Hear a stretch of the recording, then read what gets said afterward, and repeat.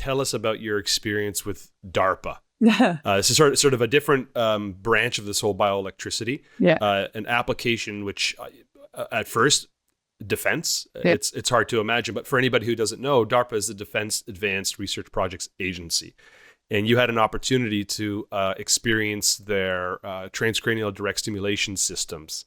Could you tell us about what you experienced there? Because most people are not, don't have access to that inner sort of echelon of DARPA. Well, tell us about that.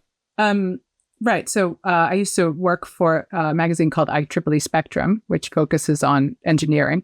And I was covering the DARPA Tech, which used to be this conference that the Defense Advanced Research Projects Agency had every year to have journalists, defense contractors, and all kinds and researchers sort of mingling. And I spoke to this woman who was running this program called Accelerated Learning, where Amy Cruz is her name, and she was looking into this idea, which I had never heard of at the time. I think this had been germinating a little bit at the time. This idea that by delivering a certain amount of current to the brain at the surface, just through surface electrodes, you could, under certain circumstances, accelerate the speed at which someone went from novice to expert at certain tasks. Mm-hmm. And this included mathematical tasks. I think it was language acquisition and marksmanship. And this blew my mind. I had not heard of this, and I thought it was just absolutely nuts. I mean, this was not too long after the movie The Matrix had come out, so I had these visions of sitting there like jacked in and being like, I know kung fu. But then it took me a really long time to get out to figure out how to convince them to let me do this, because I wanted to talk to some of the soldiers who had this who had been involved in these trials. But DARPA, to their credit, I think, doesn't throw soldiers to, reporters like chum. They are super, sort of protective of their, I think, private lives. And so finally I said, look, let me do it. So, because I thought, what's the worst that could happen? I was very dumb and young at the time. So, I convinced them to let me do it. And so I went out to California, where they had two of their contractors working on this in two different ways. And I get into this in the book in great depth, but it's like transformative for me. I thought of it a lot since then, because basically I just found out so many strange things. It was not at all like The Matrix. It was more like accelerated meditation, where it's basically like you get everything, you get all the noise out of your head and you're right there. And this sort of started a long journey for me to try to figure out why it was like it was in my head, and why electricity could possibly have had anything to do with breaking that. But it turns out, I think it's a really interesting story about science, because I'm pretty sure that when it comes to TDCS, I got lucky. I'm a super responder. And you see this all the time in early stage research. You get these like little clinical trials of like 6 or 12 people, and they mean nothing. And then there's going to be like one guy, maybe you get lucky, and all of a sudden there's this one guy, super responder. This happened with recently. There's been vagus nerve stimulation for rheumatoid arthritis, where they zap your vagus nerve, and in order to turn off the immune response that's overactive. For a long time, you had like article after article after article about super responders. And so the reason that it's really important not to, base your entire idea about a treatment on these super responders is that they're outliers, probably. It's very unusual to, and they mess up your p-values. Yes, exactly. And so, this is, I think after a long sort of investigation into like why this worked for me, but, why, it doesn't work. Some trials show that it works really well. Some trials show that it doesn't work. any better than placebo, which I've been following with great interest because, there's, I think, like all drug and device trials, they're still trying to figure out like the subset of people for whom it works the best.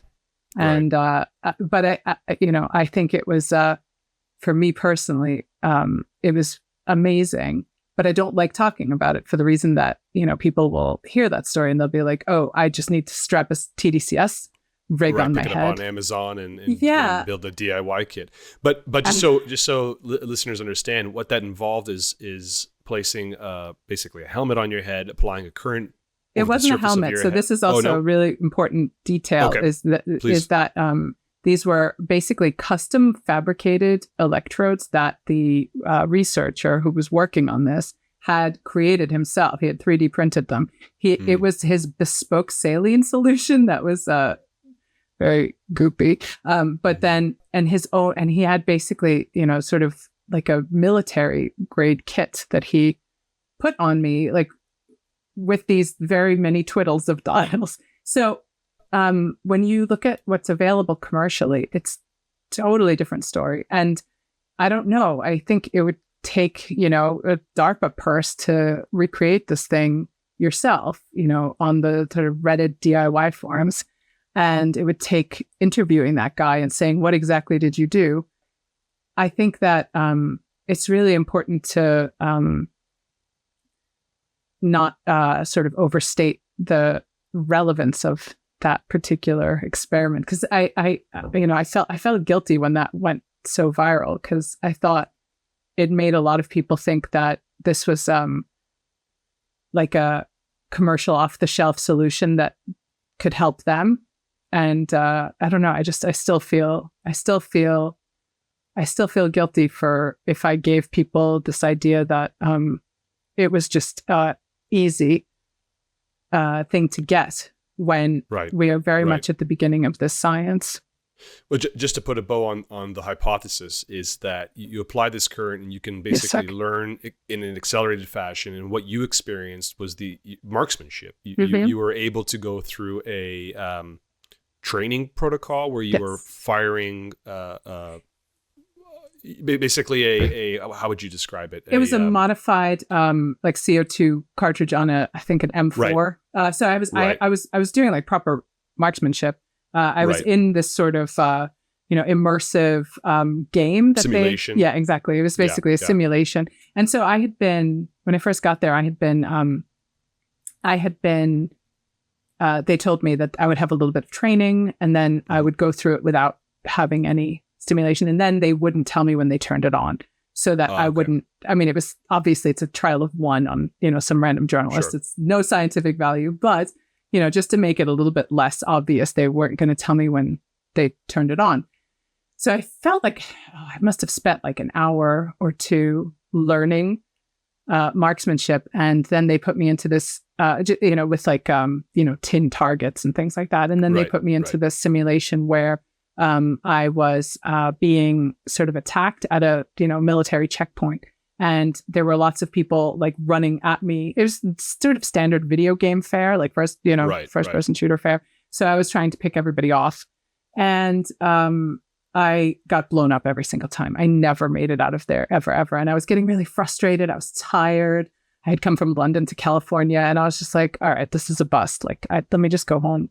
And then he turned on the electricity and like, it was actually, it was a really strange experience because all of a sudden, all the sort of hectoring and shouting in my head where I was just like, oh, like I need to, like mental time travel that you do when you're uncomfortable. And then like the sort of self-recrimination when you're like, oh God, this is going to be a really bad story. And then all of that just went like away and it was completely silent. And I hadn't really done meditation before, so I didn't recognize it as being this sort of, I just didn't recognize it for what it was. It was just this like feeling of unbelievable relief.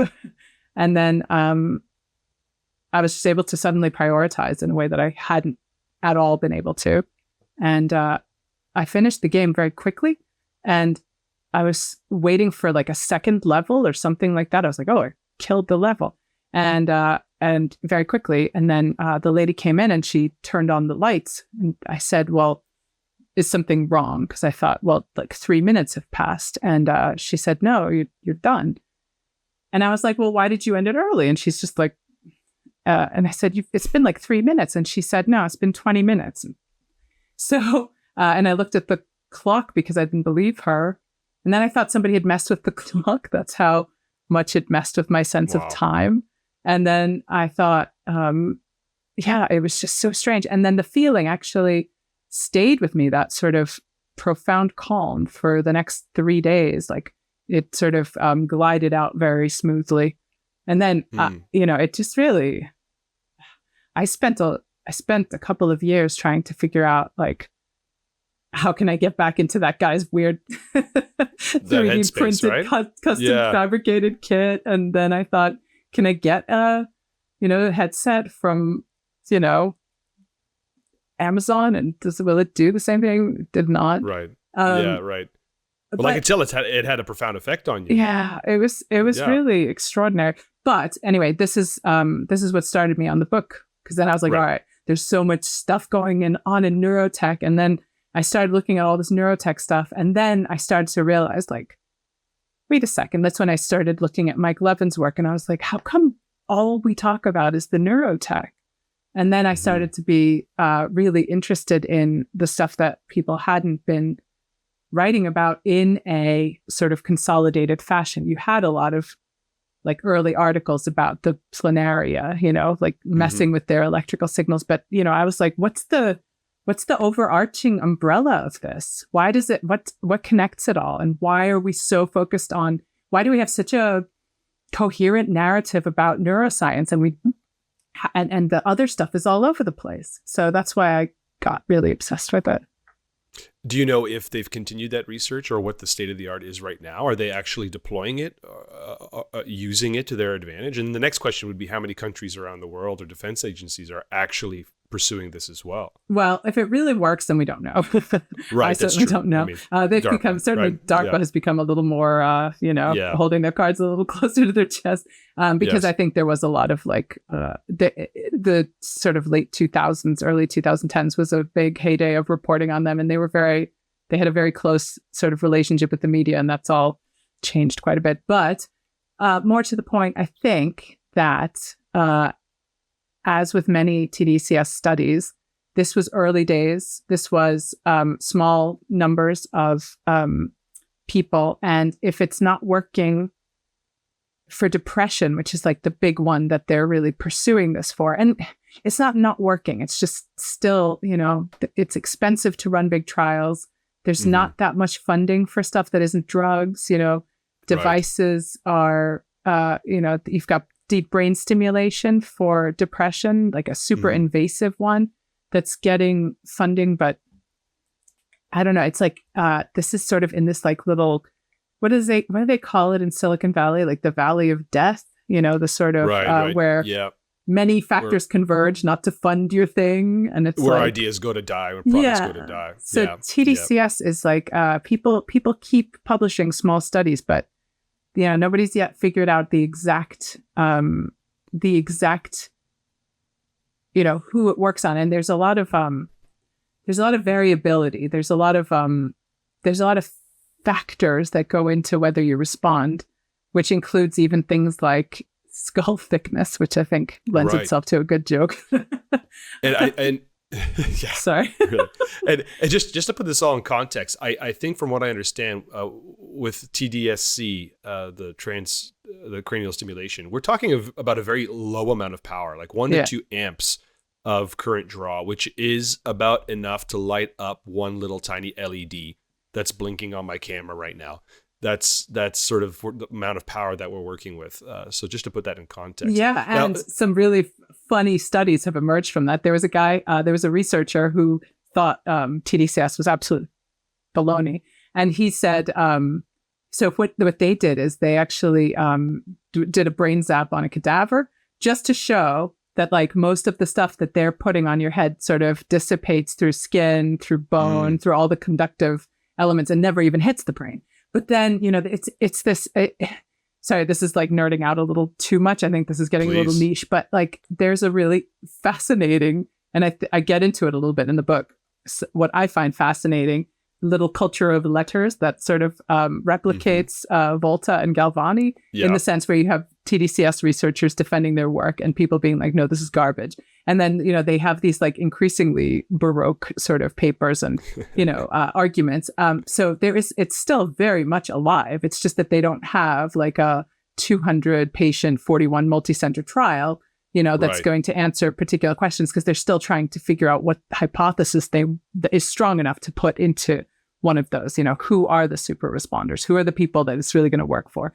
There's a researcher called Camilla Nord. She's amazing. She had told me ages ago that she had success with TDCS on depression because she had realized that there is a particular type of depression because, there's like there's a renaissance also in depression research that it's not just one thing. There's like many flavors of depression you can get. But there was one that was like characterized by really vicious self-talk and just like a real like aggressive undercurrent. And the placement that I had during the Defense Department study, when she did that particular kind of placement, she found that the people who had that particular kind of depression really found their symptoms alleviated.